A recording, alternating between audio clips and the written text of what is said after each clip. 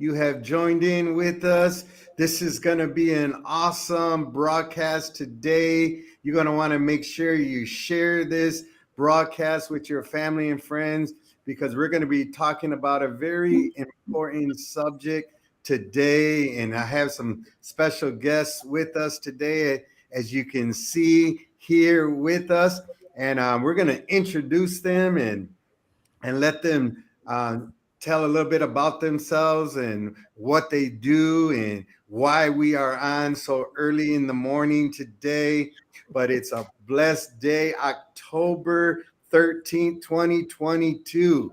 Man, we're almost halfway through the month of October, and we got a great broadcast for you today. So let your family and friends know that they can hear this either live or on the replay. We welcome you. If you have questions, go ahead and write them in the chat as we speak about this important topic that we're going to speak about. I'm not going to say it yet, and I'm going to allow them to talk about it as they introduce themselves, and then we're going to get right into the broadcast. As you see these three women here, and you probably wondering, who are they? Some of you might know them, some of you might not know them, but they are making their live debut today together as the team. So we're going to start off with, I'm going to introduce Lynette Mercado, and she's going to introduce herself, tell a little bit about herself, and then she's going to introduce the other two lovely ladies we have on screen with us. Good morning, everyone. As Pastor Rob said, I'm Lynette Mercado, and if you're in Chicago, you're in my hometown. Some of you may have known me as Lynette Santiago. I served in the city of Chicago for several years, over a decade as a pastor. And my background was in the faith-based community, but my faith led me to work at a nonprofit called National Youth Advocate Program. And today we're here to talk about something that's very near and dear to my heart. My title is Chief Immigrant and Refugee Officer. And so we work with unaccompanied minors, and we're going to get into that a little bit more. But, you know, with every great project and every great vision, you have to be accompanied by a team. And I couldn't be prouder to be sitting here today with the two women that are on your screen. I'm going to introduce them. When I first joined NYAP, that's the acronym for National Youth Advocate Program, I looked around and there weren't many Latinas. And so I connected immediately with a colleague of mine that has become a sister to me in this journey.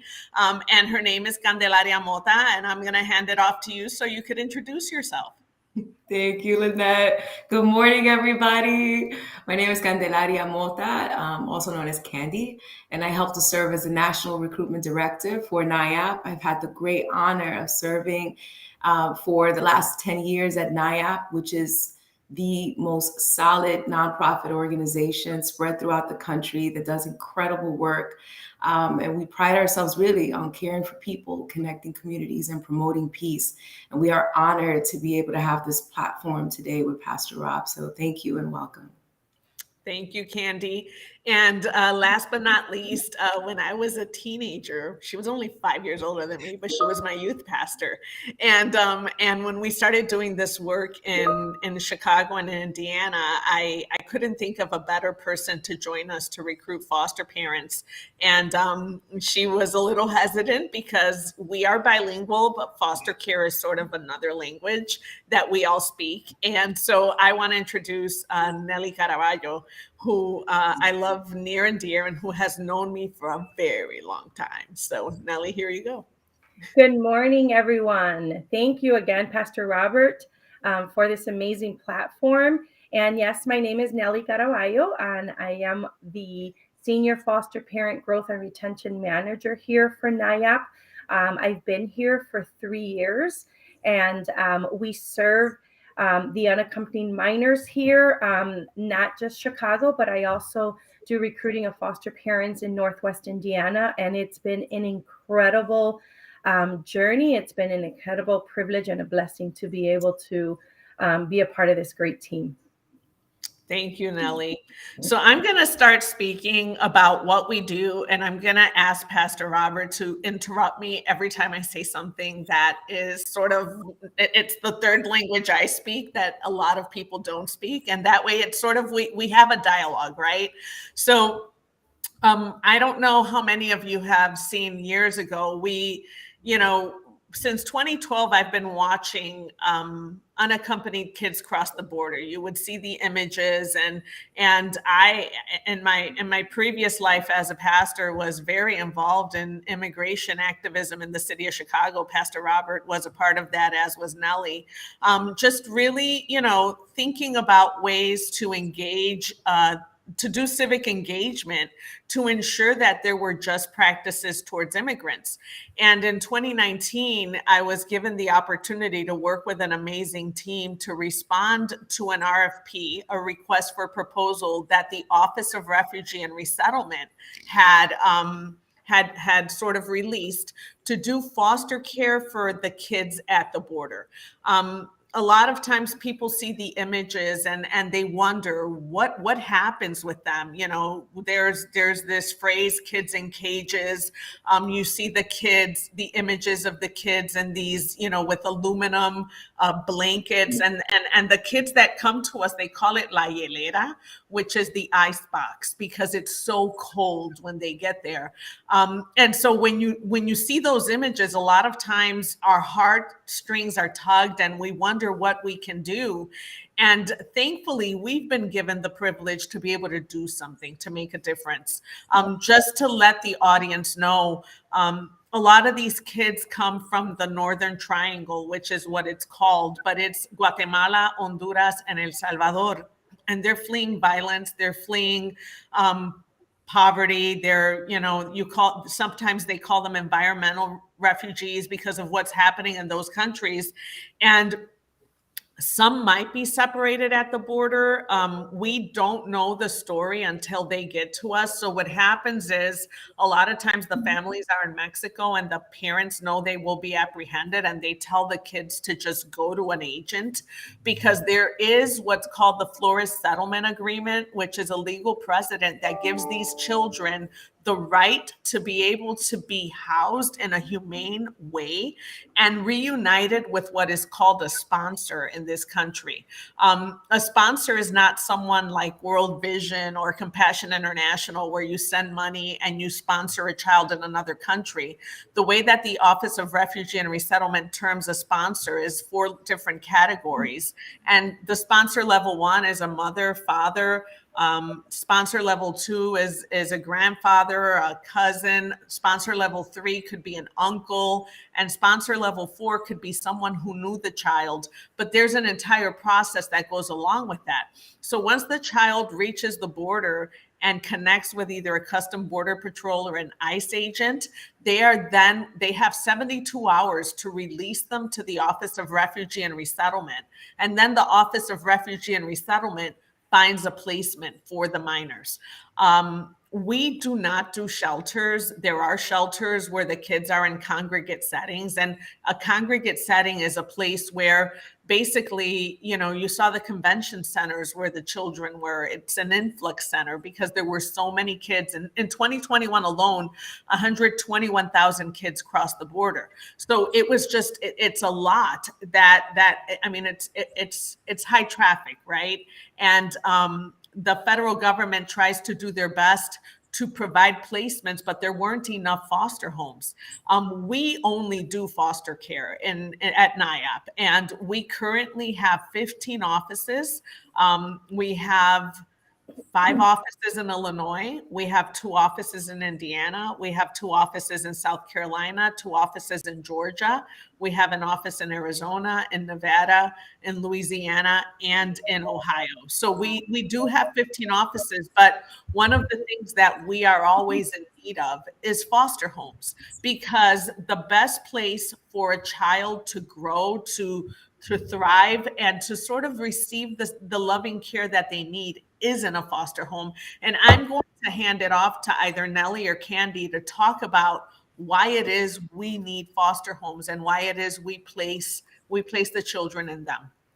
Before we hand it off to to Nelly here, Lynette. You said a couple key things I want to see and try to get some clarification. For those of you watching, if you have any questions and you want some clarifications, feel free to ask them. So what you're saying is the children that are crossing the border, are they coming to the border by themselves, or they're coming with their parents, and then their parents are just sending them over? Most of them are by themselves. So either coyotes are bringing them. If they cross with their family, they are not separated once they're on the U.S. soil. The separation happens in Mexico. Now, some of them are basically rescued from trafficking. They're trafficking victims. And in Florida alone, our team identified 40 that had been trafficked. So there's the human trafficking for either sex or labor. And so there's all, we don't know how they arrive to us until our professionals, our case managers and clinicians begin to do the assessments. But there are a wide array of ways that they arrive to us. I mean, I've read some of the assessments where they just get on a bus, their parents or their grandmother or somebody who was raising them basically puts them on a bus, and they go from country to country with a phone number of a relative in this country that they are supposed to reunify with. And I've seen them, I've met the minors, I've been able to talk to them, but actually Nellie has been there when they arrive, and Nellie has worked closely with the foster parents, as has Candy. And the way they arrive to us, we can't control, but what we do control is the service that we provide and the experience that we give them at our program, which we have called La Jornada. Wow. And two other questions we can have here is, when you're saying they're trafficking, sex trafficking these children, is that from their origin spots they're coming from, or once they come to the United States, there are sex traffickers grabbing them and taking them from that point? No, if they're captured, like if they're brought through the border with the trafficker is captured at the border, right? It's determined there. But once so we don't get foster kids that are in U.S. soil. That have been in the U.S. and have been trafficked. Those usually go into domestic foster care. I mean, the federal government and local governments, there is a big initiative about trafficking because it's sad. And so many kids and adults and women and men. It's I think it's a subject for another day. But some of the kids are being brought to be trafficked in this country. And thankfully, they are rescued at the border. Wow. We definitely need to be praying about that. And what about the ages of these children? What are like the average ages of these children that are crossing? NYAP, La Jornada, primarily serves tender age kids, which are 0 to 13. But we can serve 0 to 17. So our primary, we license foster homes to work with all ages. We have, I would say that the different categories are 0 to 13 tender age, sibling groups. So a lot of times it's 2, 3 siblings. One might be a teen, 2 might be younger, and parenting teens. Sometimes young women arrive at the border with their babies. And so those are the primary 3 categories. And at times we do get pregnant teens as well. So those are the 4 categories that we serve. But what we have seen that the federal government sends to us are primarily kids 0 to 13 or sibling groups with teens. Wow, that is eye-opening. So those of you who are watching right now, whether you're watching live or on the replay, we're going to be going into some more information and how you can help out in these areas. Maybe some of you are already feeling the desire to help. And by the time we're done, we're going to give you the ability and the opportunity to find out what you can actually do as these ladies share their hearts and what they're doing. And so thank you guys for joining in. If you have any questions, feel free to ask them, and I will ask them the questions so that you can have them answered. And so now let's head up with Nellie, and as Nellie shares a little bit about what she does. Thank you, Pastor Robert. So yes, that was a lot, Lynette, and every time I hear it, it just it's overwhelming. But I just think Lynette mentioned that we were in certain states, and I think that we have the incredible privilege for those of us that do live in the state of Illinois. We have 5 locations, and in the city and Northwest Indiana, we have the incredible privilege to be able to help these children. The question always is posed to us, how do we help them? And so I am one of the recruiters in Chicago and Illinois and in Indiana. And so what I do is I recruit foster families. And so what we do is we have 2 different foster care programs. We have the transitional foster care families, which I'll talk about. And then we also have the long-term foster care families. I focus a lot on the transitional foster care family here in Chicago and Northwest Indiana. And so there are some requirements for our interested families or potential foster families. In order to become a foster family, there are some requirements that is required in each state, whether it's Indiana or Chicago, and we abide by those. And so I'm just going to go through a list of the requirements that are needed for families that are interested in becoming foster families. When we say transitional foster care families, it's because the children that we serve will come to us on a temporary basis. And so if you are a transitional foster family, these kids will be with us an average of 30, 35 days. We have been able to turn around and reunify the children with their sponsored families, as Lynette mentioned, in 25 days. But they can be with us more than that, and a maximum of 120 days. So if you are a transitional foster care parent for these children, it's temporary, 30, 35 days, more or less, the maximum being 120 days. The question is then what happens beyond 120 days if for whatever reason they're not able to be reunified? Then these children would go into long-term foster care, which in La Jornada as well with NYAP. We have 2 locations in Illinois that the kids can do the long-term foster care.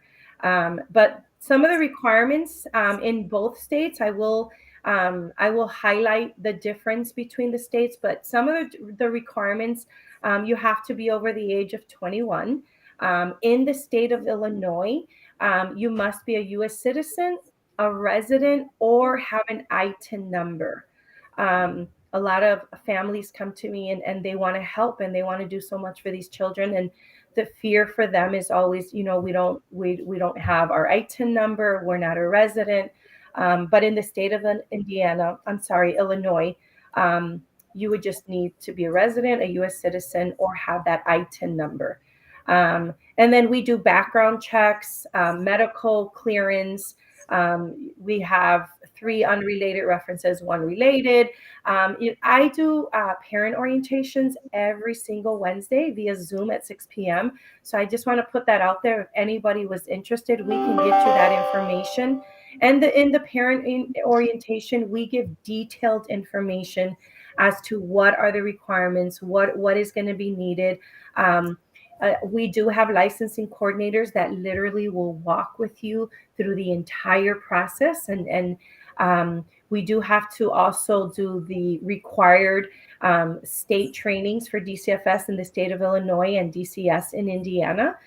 So there are trainings that are required in order for you to become a licensed foster family. That's another thing. You have to be licensed in the state of Illinois and Indiana to become a foster family. And so we help walk you through this entire process. It's a lot of information, but like I said, I do have parent orientations every single Wednesday at 6 p.m. via Zoom. For anybody that is interested, I would love to plug you into these orientations where I can give you more details as to what is required for you to be able to help these children to become a transitional foster family. Awesome, Nelly. So, a couple of questions that I have here. So, what you're asking right now, and what is the need that someone could step in and say, "Hey, I want to do something about this," is that you're looking for foster parents on a temporary basis That's right. for up to how many days now? The Or kids, the maximum is 120 days in the transitional foster care. But between 35 days, we're able to, get the kids processed and reunify successfully with an appropriate sponsor, usually here in the States. Um, and so, yeah, it's between 35 days, no more than 120 days. I would add to that, like we have had some cases that stay more than 120 days if they don't have anyone in this country. We are ramping up to get our long-term foster care program going, and we should be open beginning of November. And so those children who don't have a viable sponsor, and basically what happens is either their parents have passed away due to violence, or their parents have trafficked them, and we've tried to find family in the country and there is no one here. If there isn't a viable sponsor, then they go into long-term foster care. So they could be with us longer than that. But at NYAP, our average length of stay is 24 days right now. So within 24 days, we're able to do all the requirements, the medical assessments, the educational assessments, they get legal representation. All of those things happen in the course of 24 days so that when they are reunified with their families, they have what they need to integrate and go to school and continue their journey in this country. Awesome. I got some more questions, but we got a viewer question here that says, how many children are being placed in a transitional foster parent / home? Go ahead. Oh. And so how many kids are placed in the transitional foster care? That would depend on the families. The homes that our potential families live in, how many beds you have for the kids. It's basically based on how much space you have in your home. Let's say you want to help 2 children, then you would have to have a room with 2 beds in it or 2 individual rooms. There are licensing requirements in reference to the beds, but to answer that question, it would basically depend on every family and how much room you have in your home to receive these children. Awesome. Here's another question that just came in from Cecilia. It says, so do they go to school, or what happens to the children probably throughout the day? What do they do from morning to night? And if the parents are working, how does all that work? That is an amazing question, and I'm glad she asked. So when we do transitional foster care, we together at La Jornada, we provide incredible resources. Lynette tapped on it a little bit. So we do have an education center where the kids ages, if they're potty trained, usually ages 3 to 4, all the way up through 17. They're getting education at our center. So we have teachers that will help them. We have the education department. They will have a clinician assigned to them. And so if they need any therapy or counseling, they get individual and group counseling at our education center. They will also be provided a case manager that will help them through the entire process. We have medical coordinators that will work with the families to provide medical for the children. And so all of this is based out of our centers that we have. And so, yeah, they would go to school with us. Now, if they're under the age of 3 and they're not potty trained, obviously these children would have to stay home with their foster families. But we do provide, the kids are able to go to our center in transitional foster care and receive all the services that we provide for them. And what we do is we're open from 7 to 6 to facilitate those working parents, because obviously, and the reason they're not enrolled in public schools is because they're not with us long enough, number one. Number two is they've experienced a lot of trauma, and it takes time to stabilize them. Number three, COVID is still a real thing, and if they have COVID, they have to quarantine. And so it's just there's so many things that happen in a timeline. Within the first 5 days, a lot of work has to happen in order to ensure that we're able to stabilize the children.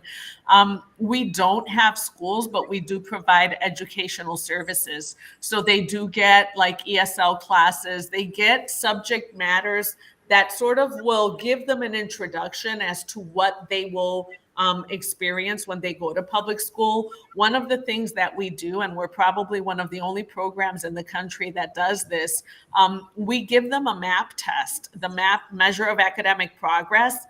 Most schools use that in Chicago, and not in Ohio, they do as well. And MAP is bilingual, and it's auditory for younger kids. So that way, although we're not a school, we're able to create sort of the pathway, because a lot of these children will be eligible for IEPs or 504s.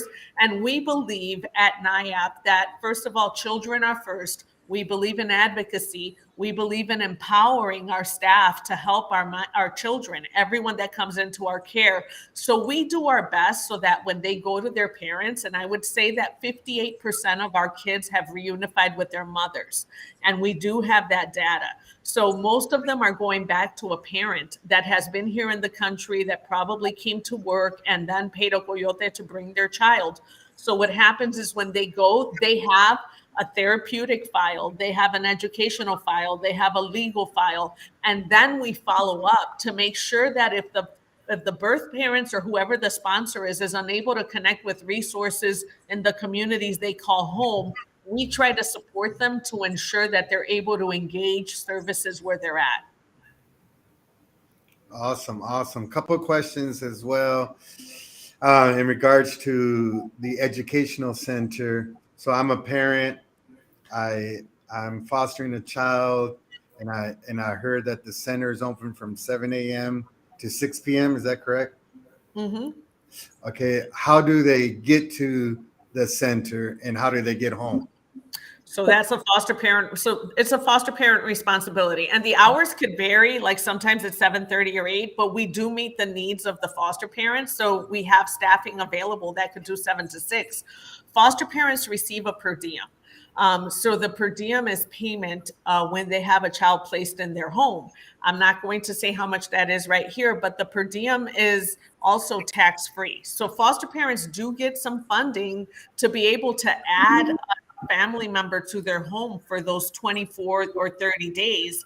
And so the expectation is that foster parents can drive the children to the center and pick them up. And our centers are placed in, and we are in Chicago, in the Humboldt Park community. We are also in Cicero. We are in East Dundee. We are in Naperville. We're in Gurnee. We're in East Chicago. So these are general areas, and we don't broadcast where the centers are at. But in these communities, we have these centers where then the children can come, and everything is set up for them to receive the services that they need. But the foster parents transport them. Okay. Now, what if I have a heart to do this, but I don't speak any Spanish? Are these mostly children that speak Spanish? Most of them are, but and Candy and Nellie, you guys could speak to this. Sure. Well, actually, Nellie, you know directly because she has worked, obviously, because of East Chicago, Indiana, we have had many foster parents that only speak English. And quite frankly, the connection still happens. It is our hope that ideally our foster parents are bilingual, that they can meaningfully speak the language and connect in a real way with the child. But yet the language barrier doesn't keep the connection from taking place. I think it's also worth noting and really, really driving home the impact and the role and quite frankly, the privilege of being a foster parent. First of all, this program is so unique in that you're getting a ton of support. Not only is the child able to go in one building, receive the educational, receive the recreational, and the clinical, the therapeutic services in one site, but then you're able to feed that child and nurture that child. I always say that the great thing about being a foster parent is that you are able to really be the walking, talking healer for that child. So those of you, all of you in this platform are based on faith, right? We believe in a God. And this is what makes this program so beautiful, that it's embedded in, with this notion of helping children elevate, heal, recover from their trauma, recover from their pain. And that's what makes this program, I think, so terrific. And really, that's why we're so happy to be here. We would encourage you to really think about becoming a foster parent, because it is a life-changing move. You will never be the same. I have been in child welfare, personally speaking, for 18 years, and I have yet to ever meet a foster parent that regrets being a foster parent. It is life-changing. You will only elevate your life, your family, your children are going to be like, Mom, we love this. The children that we help to serve are also so beautiful, so special. And on average, 336 children cross the border every day. Imagine being able to reverse that data. Imagine being able to heal those children, and imagine being able to leave a legacy that reshapes the next generation.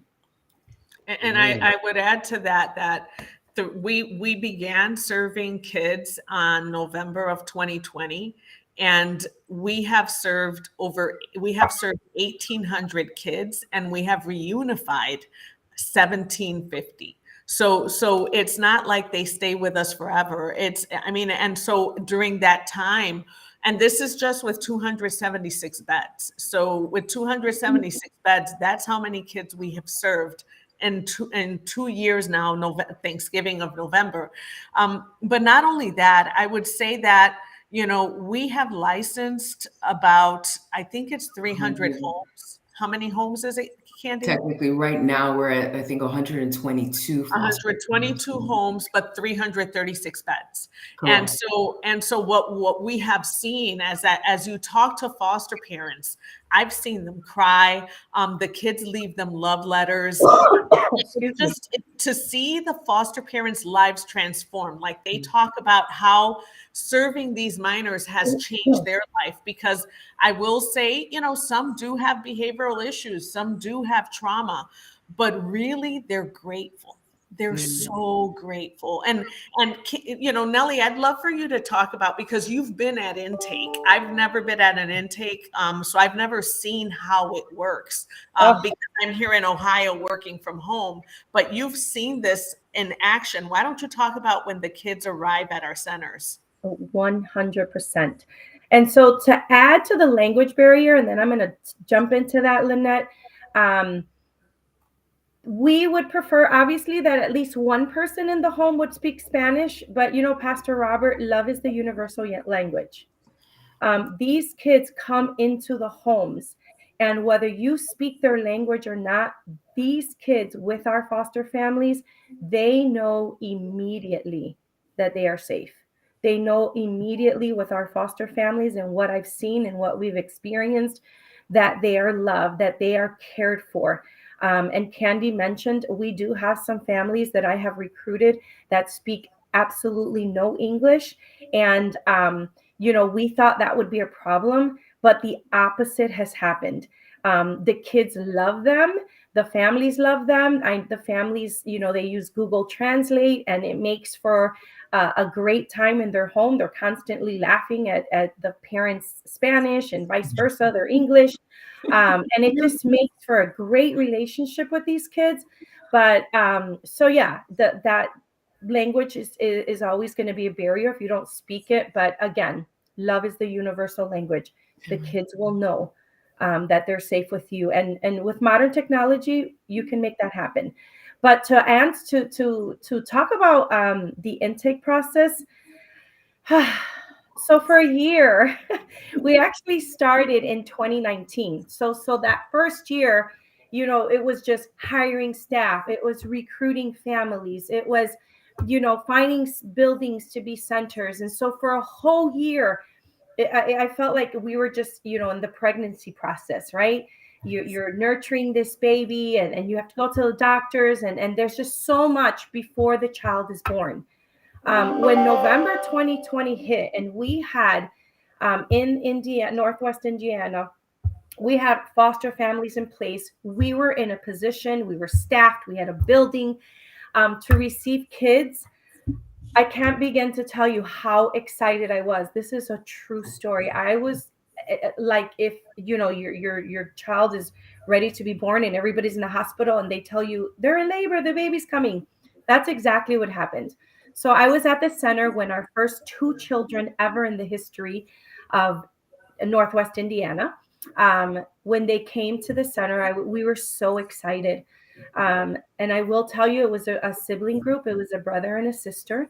I'll never forget it. And the brother, although he was young himself, he was probably 9 years old. His sister probably 6. He was like the caretaker. He was the father. He was protecting his sister. You saw that he took on this responsibility of, you can't touch my sister. They were scared. They didn't know us. They had just been traveling. And it was late when they arrived to the center. Our foster family was there. Our stay at intake staff was there.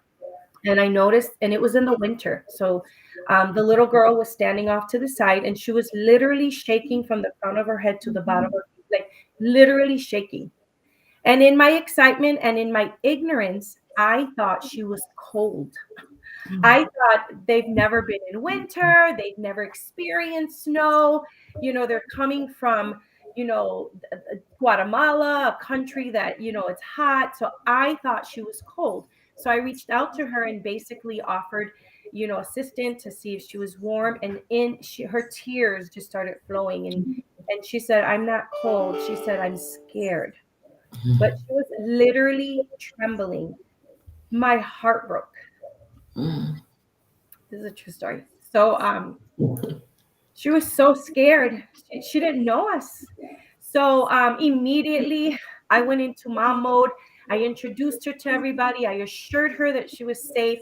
I introduced her to her foster family who were there. And we explained to her how this was going to work and that these beautiful people were going to take care of her. I will tell you, Pastor Robert, Candy, Lynette, I went to visit that little girl probably 2 days later because I was so impacted by her trembling.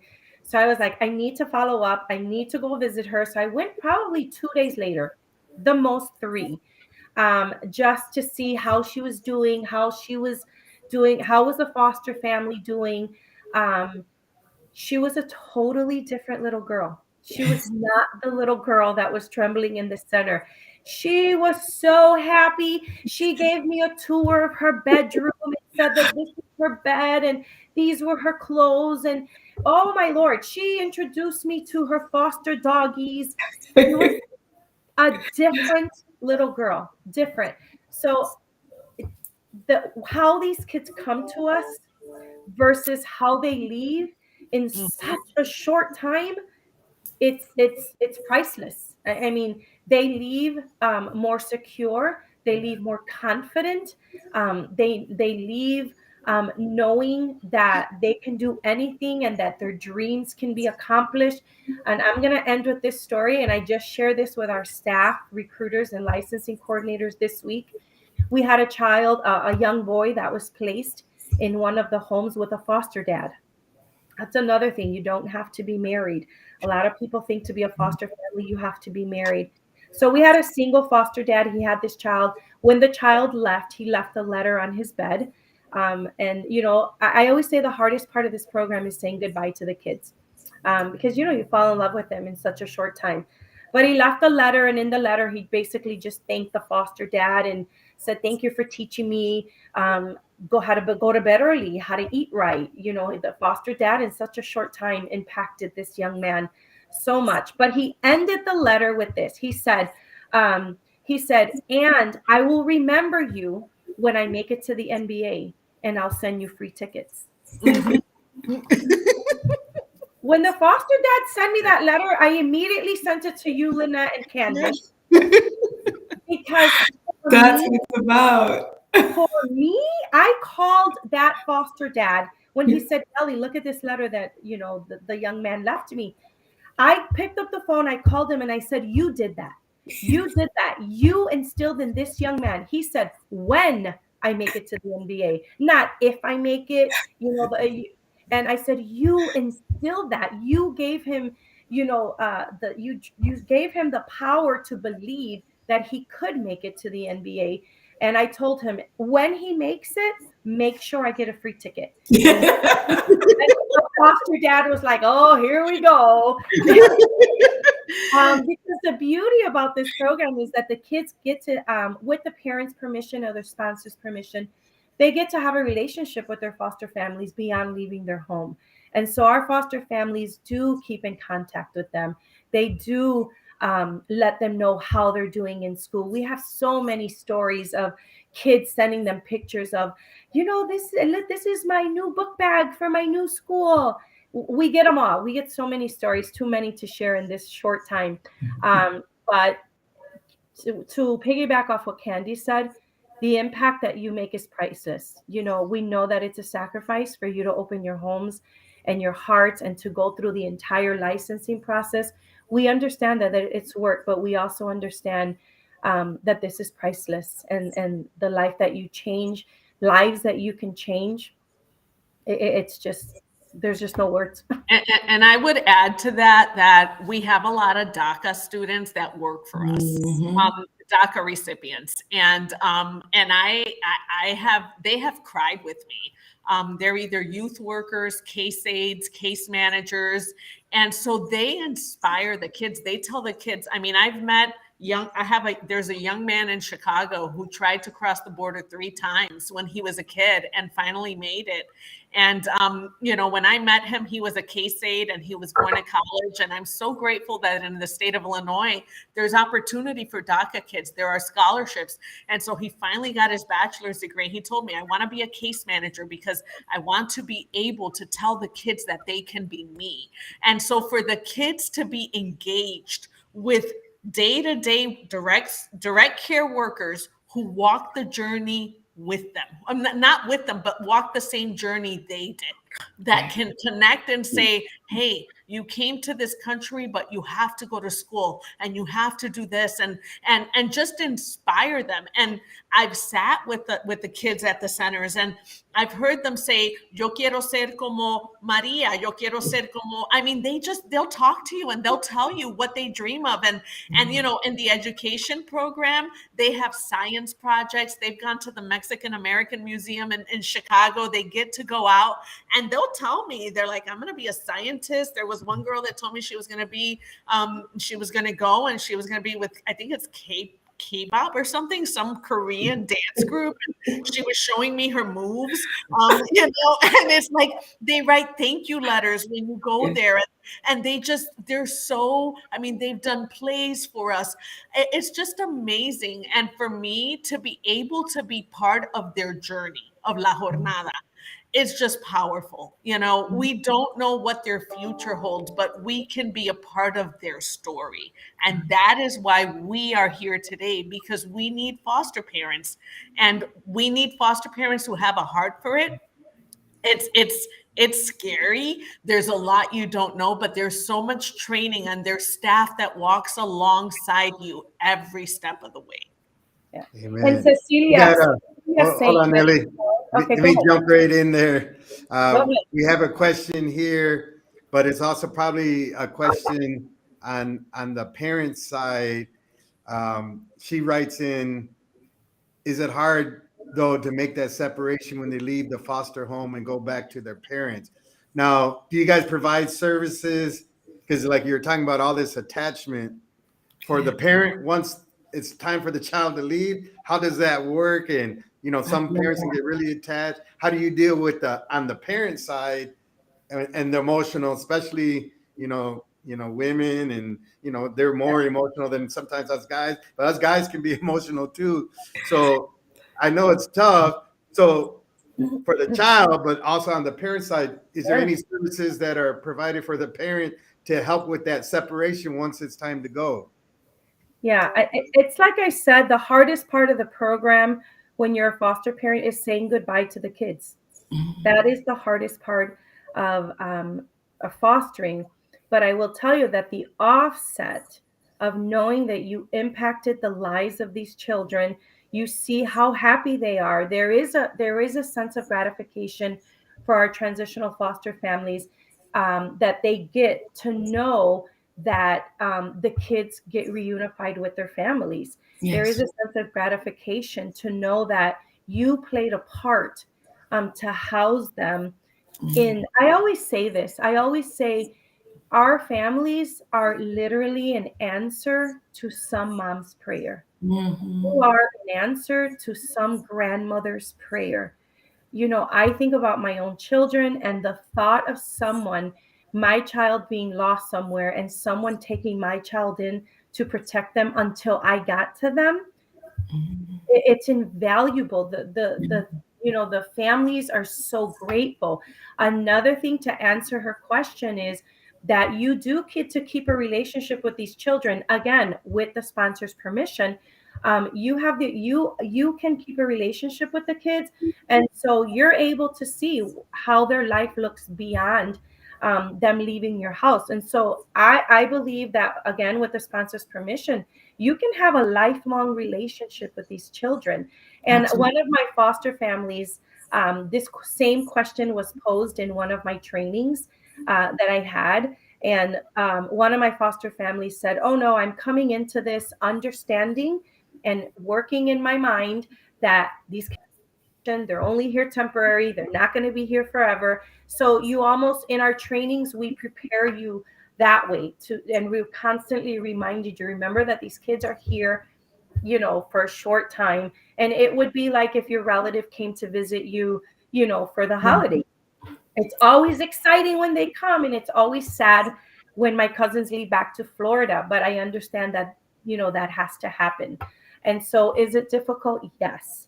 But does the benefits outweigh? Yes, in my opinion. Yes. And, I really wanted to piggyback on that. I think it's really important to say, so thank you, Cecilia, for that question, because it's a really important one. And I think it's the one thing that it scares people to move forward with it. And what I would encourage you to really walk away with is this notion that the reality, to Nelly's point, your heart essentially breaks so that theirs can heal, right? That's So right. even though yes, it would be a loss. The connection, the continuity of care, the healing opportunity that you gave them is going to stay with them forever, right? And you helped to restore, like what Lynette was saying earlier, being able to get them to do what it is that they enjoy doing. You're restoring their childhood. You're able to give them back their childhood and to help to heal that level of trauma that they've sustained. Another point is that obviously there's always an influx of new children that are coming. So you get the opportunity to heal others as they come. So yes, the support that you receive, the training that we give walks you through the realistic grief stages and how to navigate those stages in an effective, productive way. Yeah. Amen. And I'm seeing Bobby's message here. Bobby, I am really sorry about the child being removed from the mother. We do not do domestic foster care, so this is with DCFS, and that is not what this program is. This program is solely with the kids from the border. The state of Illinois finds the foster home. NYAP cannot intervene with this. So I'm really sorry. And I want to acknowledge what you just wrote, Bobby and Joey. And I offline, I don't know what the situation is. NYAP does provide domestic foster care, but they provide domestic foster care for teenagers. So this would be a domestic program, a domestic child in care with DCFS.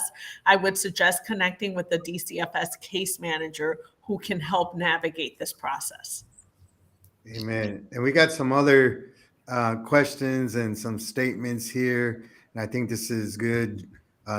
Joel says, my friend has had children and he's going to take this week and pray for them. And so maybe real quickly can talk about, because I got some other questions here and I still have some questions in my mind. I know our our time is slipping away. I don't know how much time we have with you guys, but as a church, and those who are faith-based, and we see here Joe said he's going to be praying for these children, and his friend has taken a child. What can a church do to help out, so that you guys can either find foster parents in the churches, have a special prayer time, when the prayer teams can pray, what are some needs that could be praying for, that kind of thing. So as a church, I know there's a million things that we can do, but what do you think, who could take maybe the top 3 things as a church? If we're watching, pastors are watching or be watching on the replay, what would be the top 3 things you would say as a church we can do to help out La Jornada and these children that are suffering and that are here in Chicago, that are in need of just the love of someone, showing the love of Christ? So I'll take that. The first thing I would say is if it aligns with the church's mission, vision, and values, and if this is something that you say, you know what, this is a mission at our doorstep, allow our team to go and sort of have a conversation, whether it is a leaders meeting or this is not for everyone. But if you would want to partner with us, give us the opportunity, because it's, we find that connecting with churches that this aligns with their mission, vision, and values is just, it's amazing. The second thing that I would say is if foster parents within your church decide to partner with us, support them, be there for them, embrace them. And Nelly, I'll let you do the third one. I'm out of it. Yeah. So because I am the recruiter, what would be helpful from the churches is that you would allow us either to come in, to present our program to your congregations, or we can do something virtual via Zoom. I'm always open to meet with the clergy of the different churches to present the program and basically just help us to recruit foster families, spread the word. And again, I'm willing to come in to do presentations, stand in your lobby with a banner with Yes. forms that you can sign, just basically opening your doors and your hearts to us, to be able to come in and to present the program to your congregants.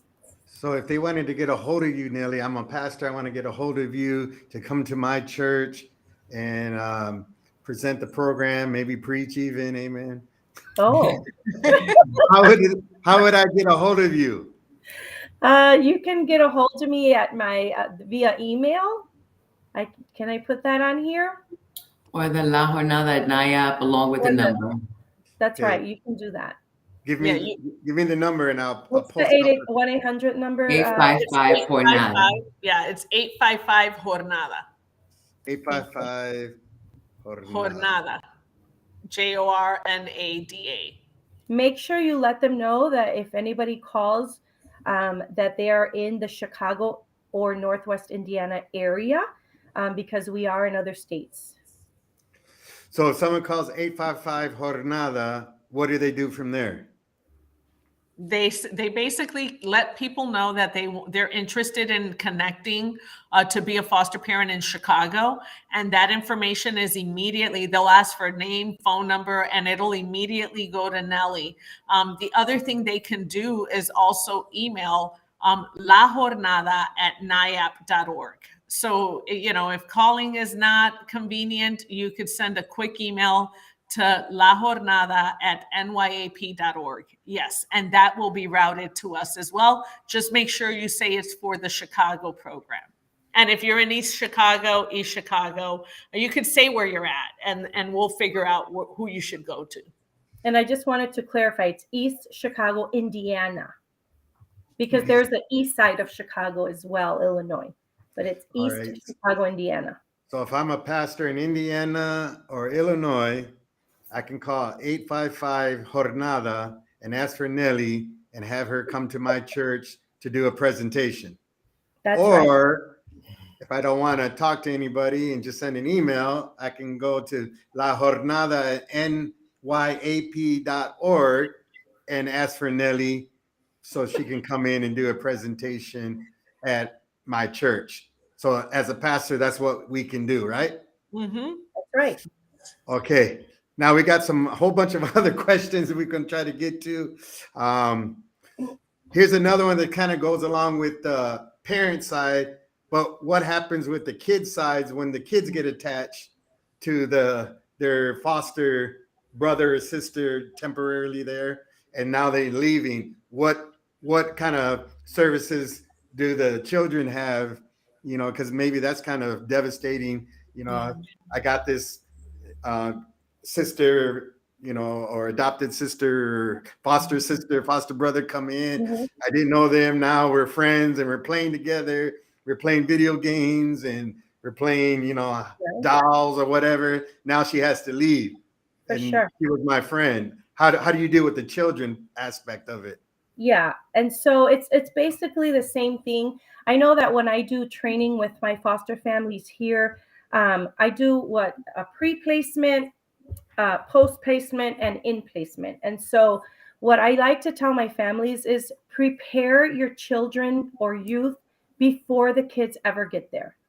In other words, let them know you're gonna have a foster brother or sister, and explain to them before the children ever arrive that this is temporary, that you're helping them, that they have a mom or a dad or a grandpa and they want to go home. And so a lot of that is, we discuss that in the trainings. And another thing is, we do have, once our foster families are with us and licensed and have kid in care, we have monthly meetings with our foster families and our staff. And it's kind of like a support group. It's kind of like in that meeting, you know, we just kind of, you know, we want to know, how's it going for you? Do you have any other questions? Other foster families that are seasoned will help our newer families. And so I think it's just a matter of the parents having that dialogue with the children or the youth and explaining to them, you know, pre-placement, you know, what's going to happen. These kids are coming. Not only that, but I think you should, you know, before the kids ever come, you're preparing not just your children, but your extended family when they come to the home. And they're like, oh, who's this little guy? You know, that you're letting the grandparents know, the cousins, the other family members, what it is that you're going to do, that they may support you. And then also understand that the time that they're with you is very short. Again, but explain to your children, your family members, that the impact that you have on these kids far outweigh literally the sadness. And then Candy did say this, because it is transitional foster care, explain to your kids, you know, we're going to have, you know, one child can leave and you can take a rest or keep your beds open, and you can get another child right afterwards, and then another child right after. And so, you know, as long as your beds are open, we can fill them. And so, you know, that there can be, you know, kids coming in and to play with your kids as often as you decide. All right, we have a question by Azulita Celeste. What are the qualifications? So what would be like the main qualifications, whether single, married? What are the qualifications to become a foster home? We had mentioned that in the beginning, but so you have to be over 21 years old right off the bat. In the state of Illinois, you must be a U.S. citizen, resident, or have your ITIN number. In Indiana, it's just U.S. citizen. We do background checks, medical clearance. You have to give us references. We would call them.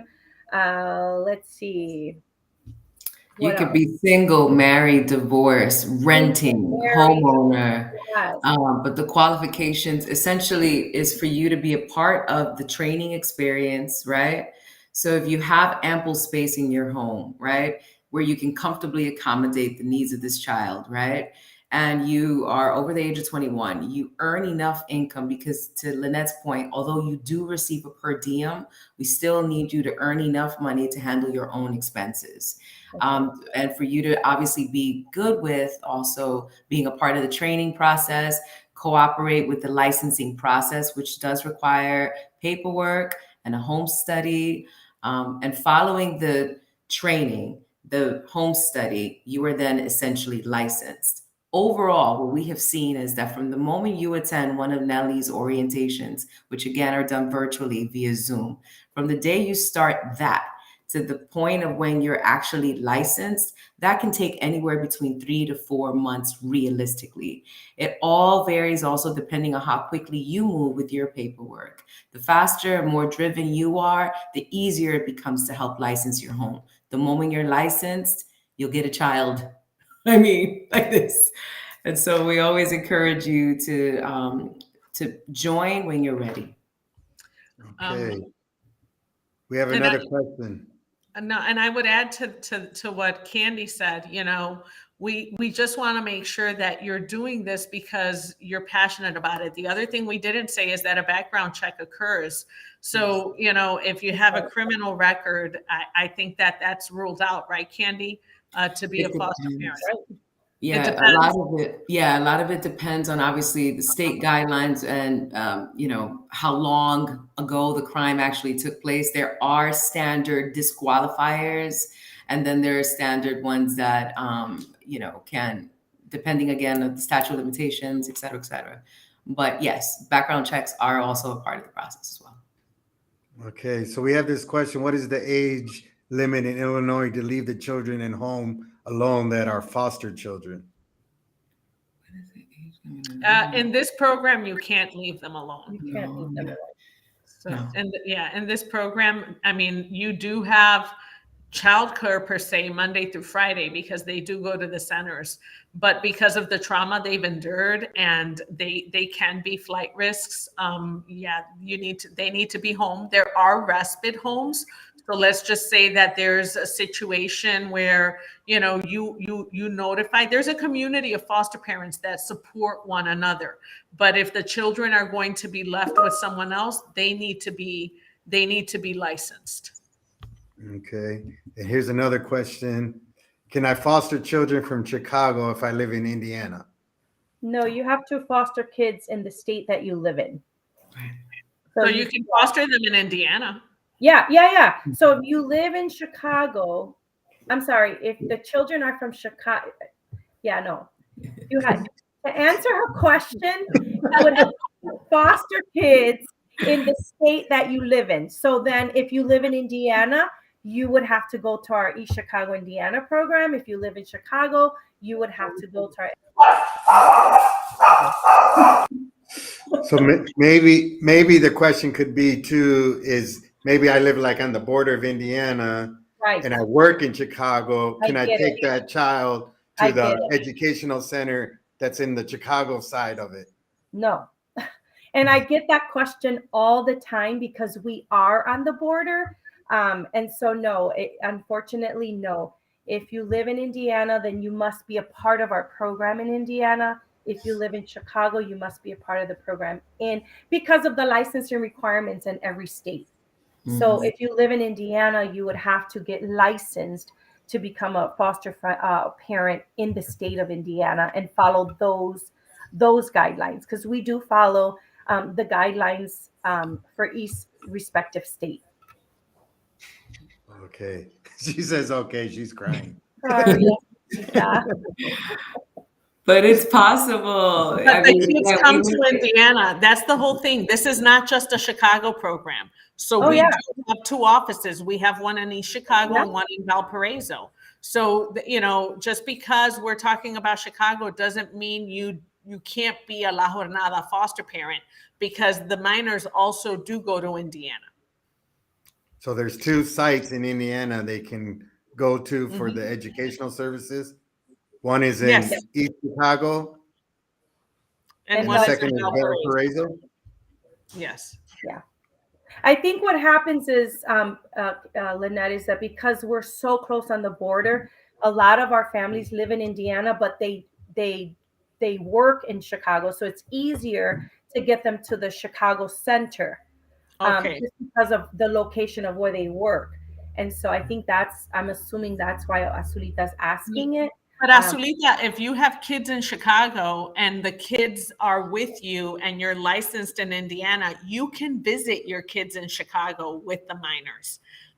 It's not like you have to stay in the state of Indiana when you do have a child.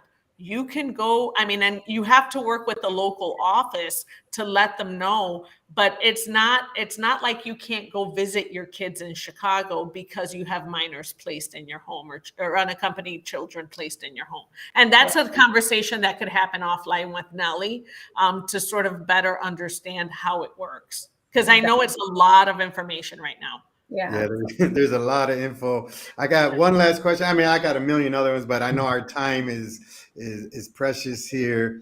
And this is for any of the three, because I know Candy made mention to this, but I want to make sure that is clear, the answer. So if I'm a faith-based person and I go to church, is it okay for me to take my foster child to church with me?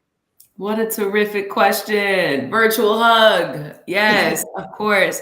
Now, we always say it is our duty as foster parents to help honor what it is that the child's personal, religious, and spiritual practice is.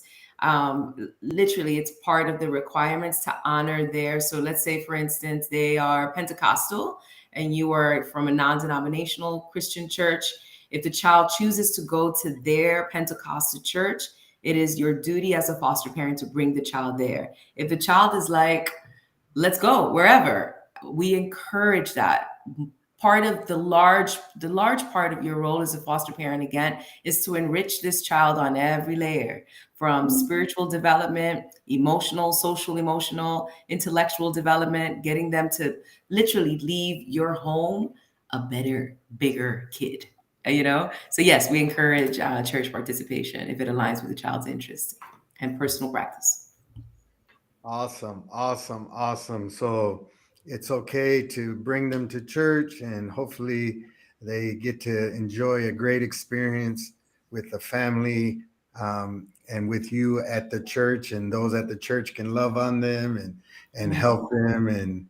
And are they kind of going there? How private does the foster parent have to be with this child when, like, other parents, you're like, where did he come from, or she? I love that.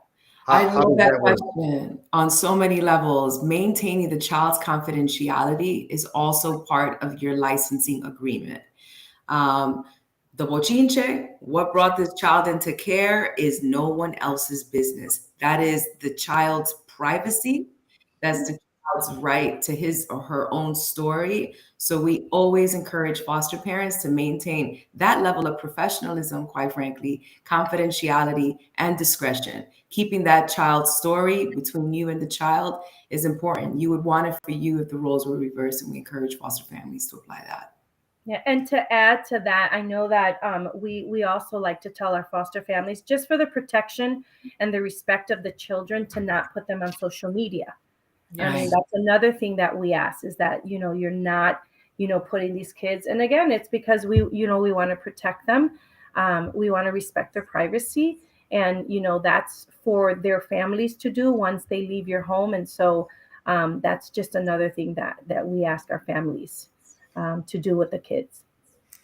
Awesome, ladies. You guys did a tremendous job. I know there's so much depth into this and so many other things that can be explained, but in the informational meetings, a lot of that can be asked as well. We just kind of wanted to give our audience here introduction to what this is, and hopefully we can do this again, and other people can hear this.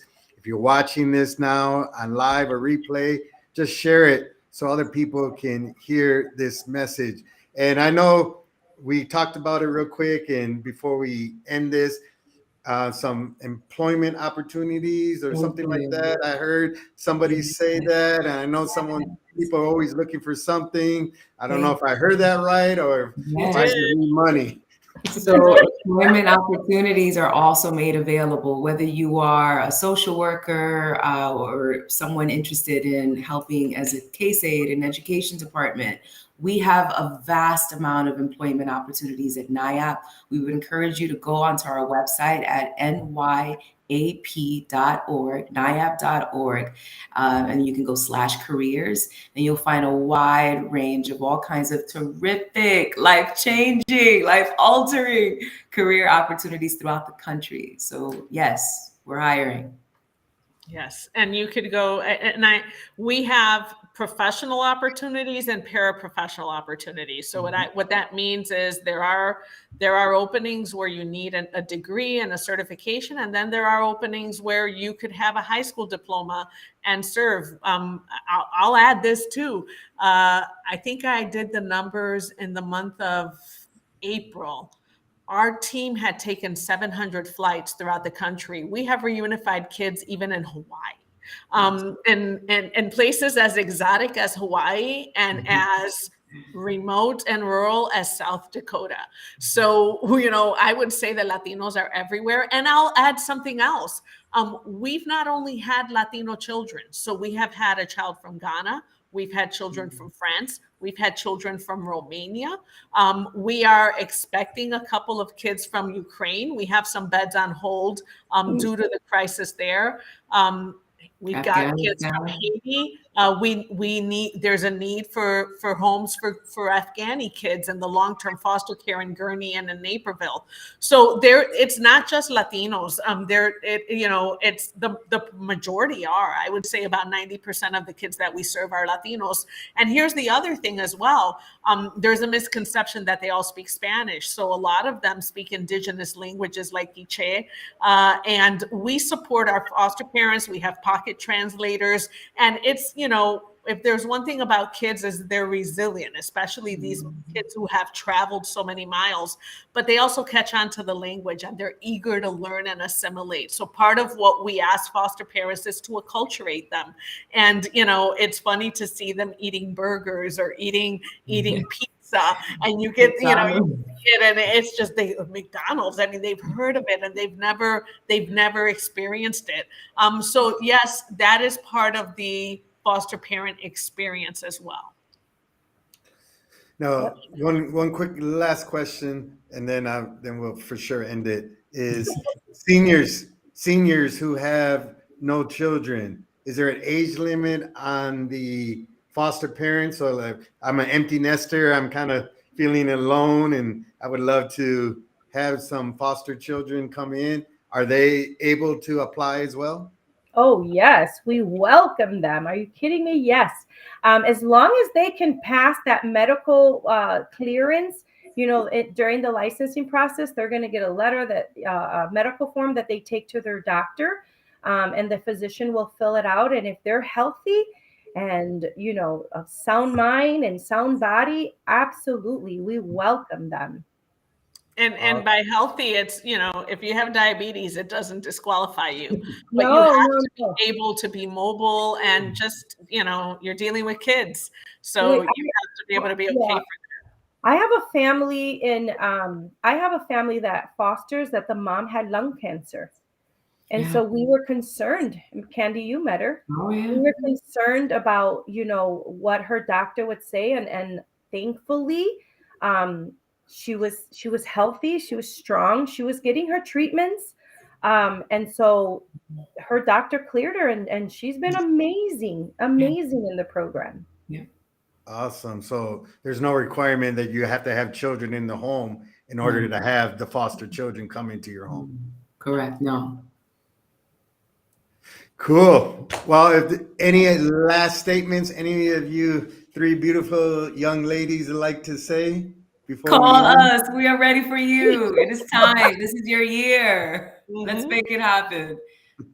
Leave that lasting change. Leave that lasting change in a child's life, and do it for yourself and for him or her. For sure. Awesome. So thank you guys for joining in. And don't forget to share this broadcast. You never know who would like to be a foster parent. Maybe it's not your thing, but maybe it's someone on your friend's thing that they're looking to do this. So just because maybe you're not interested in it, someone else might be. So you don't know who you can touch with this broadcast by just sharing it on your page. So if you could do that, that would be a great blessing to NYAP and La Jornada. Thank you guys for coming in. Thank you for all that you guys are doing for the children in our nation and in our countries, Latin America, Mexico, all over this world that are suffering, and at least we're doing a small part to help them out. So pastors, churches, if you want to get involved in this, just rewind this a little bit. You'll see how you can get a hold of Nelly, and she will be more than glad to come out there and present, preach, sing, whatever. Dance. You need her to do it. Dance. Everything. She does it all. Yeah, So, and Pastor Robert, we want to thank you because it's very, very kind of you to share your platform and your network with us, and it shows the heart of Dunamis Church and the heart of your heart. To connect with a nonprofit that's not necessarily faith-based, but it's doing work that aligns with our faith. So thank you for that. Amen. You're welcome. So you guys have a great Thursday. Enjoy it. Enjoy your weekend. We'll see